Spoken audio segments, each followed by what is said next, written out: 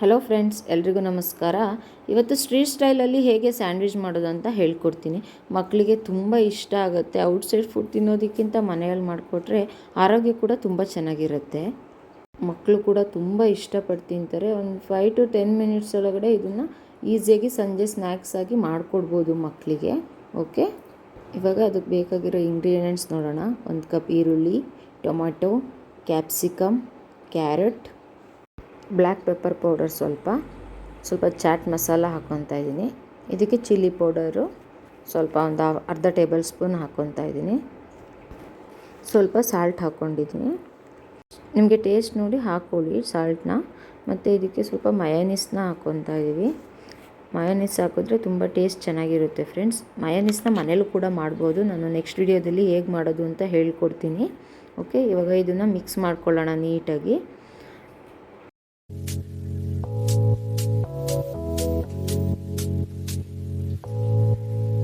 ನೋಡಿ, ನೀಟಾಗಿ ಮಿಕ್ಸ್ ಆಗಿದೆ.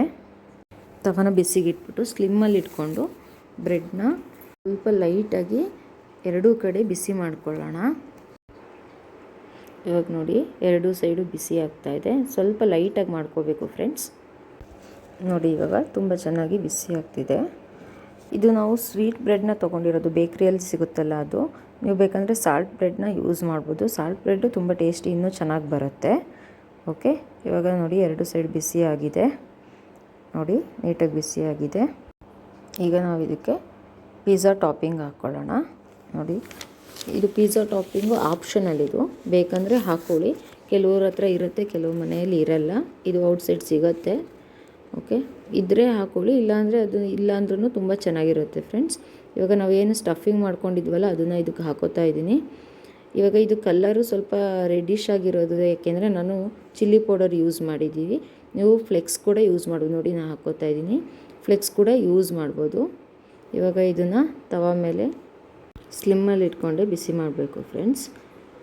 ಉರಿ ಜಾಸ್ತಿ ಆದರೆ ಏನಾಗುತ್ತೆ, ಅದು ರೋಸ್ಟ್ ಆಗಿಬಿಡುತ್ತೆ. ತುಂಬ ರೋಸ್ಟ್ ಆದರೆ ಟೇಸ್ಟ್ ಚೆನ್ನಾಗಲ್ಲ. ಓಕೆ, ಇವಾಗ ನೋಡಿ ಎರಡು ಕಡೆ ನೀಟಾಗಿ ಬಿಸಿ ಆಗಿದೆ. ಇದಕ್ಕೆ ಬೇಕಂದರೆ ನೀವು ಚೀಸ್ ಕೂಡ ಆ್ಯಡ್ ಮಾಡ್ಕೋಬೋದು. ಚೀಸ್ ಹಾಕ್ಕೊಂಡ್ರು ಇನ್ನೂ ತುಂಬ ಟೇಸ್ಟ್ ಚೆನ್ನಾಗಿರುತ್ತೆ ಫ್ರೆಂಡ್ಸ್. ನೋಡಿ, ಇವಾಗ ರೆಡಿ ಆಗಿದೆ. ನೋಡಿ, ತುಂಬ ಟೇಸ್ಟ್ ಚೆನ್ನಾಗಿರುತ್ತೆ ಫ್ರೆಂಡ್ಸ್. ಇವಾಗ ನೋಡಿ, ನೀಟಾಗಿ ಬೇಕಿಂಗ್ ಆಗಿದೆ ಇದು. ಇವಾಗ ಇದನ್ನು ಒಂದು ಪ್ಲೇಟಿಗೆ ಸರ್ವ್ ಮಾಡ್ಕೊಳ್ಳೋಣ. ಇದ್ರ ಜೊತೆಗೆ ಕೆಚಪ್ ಹಾಕ್ಕೊಂಡ್ರೆ ತುಂಬ ಟೇಸ್ಟ್ ಚೆನ್ನಾಗಿರುತ್ತೆ ಫ್ರೆಂಡ್ಸ್. ಇದು ಮಕ್ಕಳಿಗೆ ತುಂಬ ಇಷ್ಟ ಆಗುತ್ತೆ. ನೋಡಿ, ಎಷ್ಟು ಚೆನ್ನಾಗಿ ಬಂದಿದೆ. ಗರಿಗರಿಯಾಗಿದೆ ಫ್ರೆಂಡ್ಸ್. ಇದು ಒಂದ್ಸಲ ನೀವು ಮನೇಲಿ ಟ್ರೈ ಮಾಡಿ ನೋಡಿ, ಹೇಗೆ ಬಂದಿದೆ ಟೇಸ್ಟ್ ಅಂತ ಹೇಳಿ ಕಮೆಂಟ್ ಮಾಡಿ.